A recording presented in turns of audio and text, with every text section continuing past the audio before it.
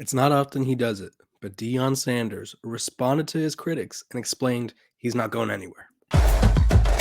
You are Locked On Buffs, your daily podcast on the Colorado Buffaloes. Part of the Locked On Podcast Network, your team every day.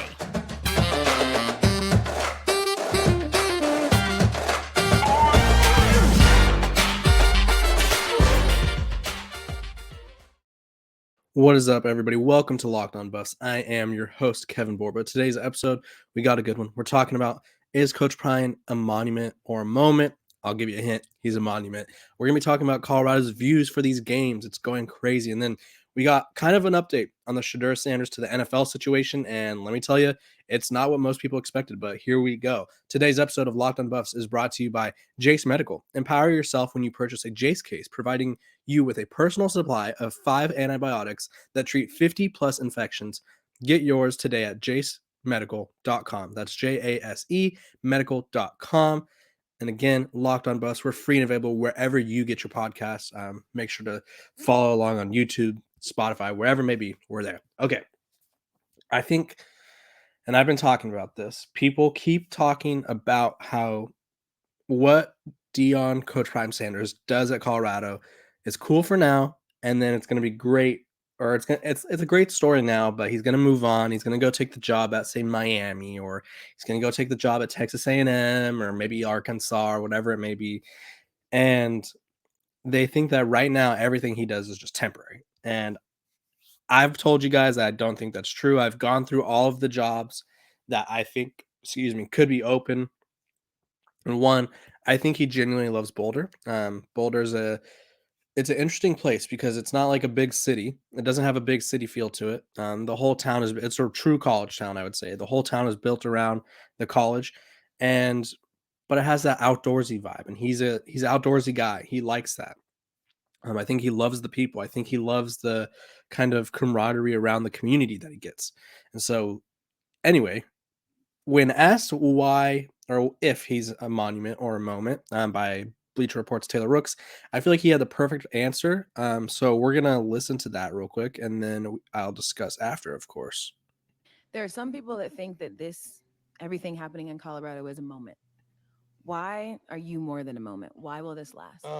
Because moments that has consistency translates into monuments. That's another one that was so good. I just had to think about that. When I said it, I saw it. God, that was good. Let me see if I can say that again. Please do. Moments that are consistent translates into monuments. And I'm a monument, not a moment. You see how it turned and gave you the eye contact at the end? That was like the nail it. That was like the exclamation part. Like, there it is. So I think he explains it perfectly, because I think at one point maybe he was a moment at Jackson State or something. But then again, like he says, when a moment becomes consistent, it's a monument. And I think Coach Prime has proven nothing but consistency at the coaching level. He could recruit well. He could coach well. He's outcoached three other coaches this year, and I think he'll continue to do so. I think Colorado is a special case, and probably the most popular. I've been talking about this I've been doing a lot of Oregon Ducks podcasts lately, because obviously that's who they play. And the crazy thing about college football right now is I've been a college football fan for my whole life. I grew up watching college football. I fell in love with Texas when I was a kid. And now I'm covering college football. That's my job. And I would say I've never seen college football more popular than it is right now. And it's because of this guy. It's because of Coach Prime. Everyone loves him, or they love to hate him, which I think he talked about in the interview as well. He says when they talked about their views, and which I'll talk about their views in a little bit. He said that a lot of people are watching them to lose or watching them to fail. And I don't think that anyone in college football has ever had this effect where it's like you either love him or you want him to fail so bad that you kind of support him in a way. That's how crazy the Coach Prime experience has been. And I think it's been a testament just to how entertaining, how transcendent he is, and just how much of a new age thinker he is. I think while he does have some old school tendencies, he's a new age thinker, and he's changing the game. And you have to love that if you're a college football fan. You have to love that if you're a Colorado fan, because just look at who's coaching in Colorado. Carl Durrell, Mel Tucker, who obviously has legal issues now and is probably may never coach again. And it's just, you look at those names and you could go past them, and it's like, none of those names are guys where it's like, wow, that is a jaw dropper. That is a name where it's like, oof. And I think Colorado, outside of the legend himself who won the championships, I think Colorado hasn't really had that guy in years past. Oh my goodness, I'm getting crazy out here. Sorry, I lost my train of thought there because there's someone going crazy with some clippers outside. But what I was ultimately trying to say is, people are so bought into what he does, and people are so infatuated with what he does, and he's proven himself so much that Colorado is the center of college football. And I don't know if college football has had like a definitive center, maybe ever. I think the closest that I remember college football ever being like this was USC, when it had Reggie Bush and Matt Leinart and Carson Palmer and all those boys. Like, that's what I think of when I think of like that program was the pinnacle, because even with Alabama's dominance, people weren't like flooding to Tuscaloosa. There was no like, Alabama, it has a big noon kickoff 3 weeks or 4 weeks in a row, because Colorado's getting it again, I think, next week for the USC game, which is controversial, but they're getting it again. And it's just because of Coach Prime. And I think a lot of people doubted him to start the season. I think a lot of people, when he took the head coaching job and revealed his ways of doing things, were like, that's not going to work. It's not going to work, Coach Prime. You don't know what you're talking about. And guess what? He knows what he's talking about. I think his transfer portal method was risky. But I think when you yourself are one of the best football players ever, and I don't think his football IQ gets enough credit. And I don't think his kind of awareness of like what he needs around him gets enough credit. His staff is literally the perfect staff. His offensive coordinator is a former head coach who is now getting looked at for the Michigan State job because of him, because of Coach Prime and kind of giving him a bigger platform. His defensive coordinator comes from the Nick Saban tree. And while their defense hasn't been great, there's been moments where it's like, I could see why he picked Charles Kelly. Charles Kelly is a very experienced defensive coordinator, and he's everything that they need. And so I personally understand the move there. I think the defense will only improve as time goes by and they get more depth. But Coach Prime is continuing to be a monument, not a moment. And I think as the season goes on, people will continue to see that. And honestly, let me know in the comments. I don't think I saw any around Colorado, unless I didn't go to the like certain parts of the campus. But when it's all said and done, does Deion Sanders get a statue at Colorado? When it's said and done, comment below if you guys think he gets a statue at Colorado. I think he is on track to get one. Obviously, it's a little early to be like, oh, does he need to be immortalized at Colorado? But based on what we've seen right now, he has not only revived the program, he's revived the interest in college football, and also he's boosted the Boulder economy. They've made millions of dollars. Like every time they have a home game, it's just boom an economy. So let me know what you guys think about that. I think he could be statue bound. This episode of Locked on Buffs is brought to you by Jace Medical. Let me talk to you about some Jace Medical real quick. The Jace case, if you guys haven't heard, provides 5 life-saving antibiotics for emergency use. All it takes to get a Jace case is you fill out a simple online form, and in some cases, jump on a quick call with one of our board-certified physicians. Get ongoing care from our physicians on any treatment-related, doctor-created, doctor-recommended. Don't be caught unprepared. Everyone should be empowered to care for themselves and their loved ones during the unexpected. Jace handles everything from online evaluation to licensed pharmacy, medication delivery, and ongoing consultation and care.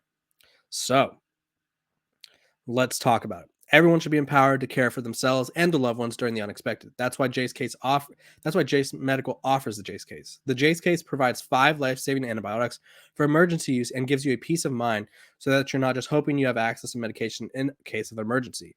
Jace Medical makes sure you have the medication in hand. Jace Medical is simple. They handle everything from online evaluation to licensed pharmacy medication, delivery, and ongoing consultation and care.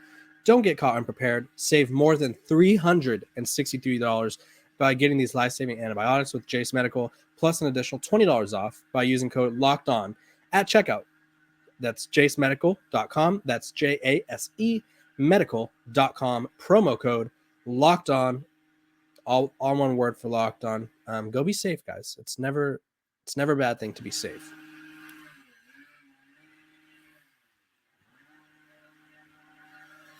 Okay, we are back and we're talking about views. We're not talking about my views. I appreciate you guys getting that view number up. Here's the thing. It's pretty insane to when you consider where Colorado was a year ago, and look at them now. Obviously, that team last year was irrelevant and they were terrible, so it's not shocking that they didn't get anybody watching their games. But Colorado State, a game that was played at, I want to say 7:30 or 8:30 p.m. I know it finished around 11 my time. Regardless, was the most viewed game of the weekend. Let's see, Colorado, 9 million. Yeah, it had 9 million views, which was more than their game against Nebraska, which was during the middle of the day. They had 9.3 million views, which was more than Texas, Alabama the week prior, who had 8.8 million, which that was the most watched regular season game on ESPN since 2015. So Colorado State surpassed that. It was a late game. It was a game against Colorado State. I think while everyone's going to be like, it was a rivalry game, most people aren't tuning in to watch Colorado State on a normal basis. And I think Coach Prime talked about it in the interview, which I mentioned earlier. There's two reasons that people are watching Colorado. One, you love him, you support him, and you want to see him succeed, and you want to see him just build off this program, which that's majority of us. Second reason, you want to see him fail, and he keeps proving you wrong. It's like these people, and people comment all the time, like it's only a matter of time. Like when it was TCU, and I was making the case that TCU wasn't as good as they were last year. They're like, TCU made it to a playoff. Coach Prime has no chance. They're more experienced and all that. Okay, Colorado beats them. And everybody was like, okay, TCU wasn't that good. It's Nebraska has a good defense. They could run the ball. And then I was like, Nebraska's offense is terrible, though. And Colorado's going to blow them out by double digits. I said that. Go check that out. I was wrong about the TCU game. I said TCU would win, but I was confident that TCU wasn't going to be as good as they were. So it was going to be a close game. And I was right, just not about the winner. But Nebraska, I was like, Nebraska's offense cannot keep up. And they didn't. And so then, of course, the narrative from all the same people that were saying Nebraska's defense is going to shut them down. They're going to embarrass Shedeur. They're going to blah, blah, blah. And now it's like, oh, well, Nebraska's offense is terrible. And it's like, yeah, that's what I've been saying. But Colorado still dismantled them and played great defense and shut down the run to the effect. Like, you can't always look at numbers. Me and I forgot who it was, got a little spat in the comment section about numbers.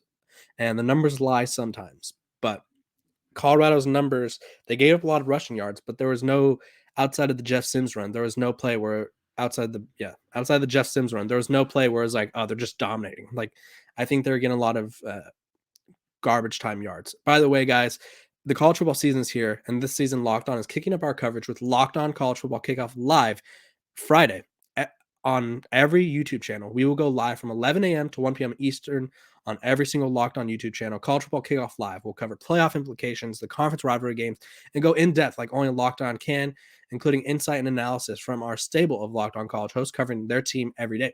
Find Locked On College Football Kickoff Live every day, Friday from 11 a.m. to 1 p.m. Eastern, or on any Locked On College YouTube channel. You won't want to miss it. Your boy, me, will be on this Friday. So look out for me because I'll be talking about the Buffs in Oregon because now everybody is super interested in Colorado. Makes me a hot commodity. I appreciate it. But yeah, people are talking about Nebraska, and it's like everyone tuned in because they were like, this is going to be the game where Colorado loses. Like Nebraska's going to show them. Then they don't lose. And then Colorado State, and it's like Colorado State's going to show up. They're going to beat them. They're going to, even though they got blown out by Washington State, they're going to beat Colorado. And they played well. They did. I won't take that away from them. And so every single week, there's like reasons for why people want to watch.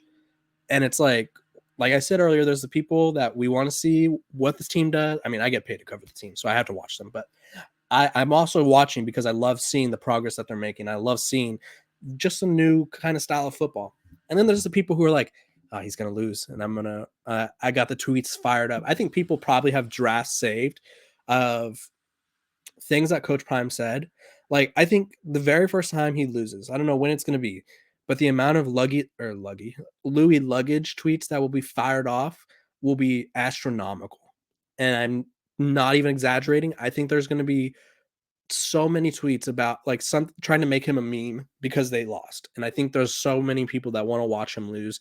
They want to watch him fail, which is kind of the society we live in. We're not really an uplifting society, but it is what it is. I think that's the reason a lot of people are tuning in, though. It's like they want to watch, they want to see him be great, or they want to see him fail. And it's kind of unfortunate, but that's just the world we live in, I guess. But yeah, I gotta love what Coach Prime's doing. He's getting Colorado up to this point, I think, has around 26 million viewers. I doubt that they even came close to that last year. Let's see, Colorado viewers 2022. Yeah, I don't think they had that at all last year. I wanted to see if there was like an article that I could quickly pull up, but there's not. Because here's the thing, and I think a lot of people he's inspiring people to get into college football. I think a lot of people looked at college football as kind of like I don't want to say it wasn't like it was not a inclusive sport, but now it feels more like more people could enjoy it, and I think he's inspiring, and I don't think people touch on that a lot. And here I found an article, by the way. So if you would look at, there's an article by The Athletic that ranks.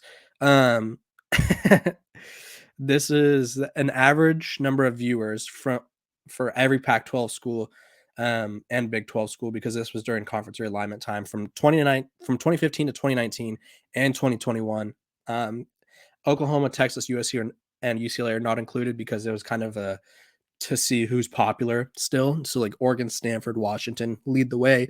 Colorado averaged 1.5 million viewers per game.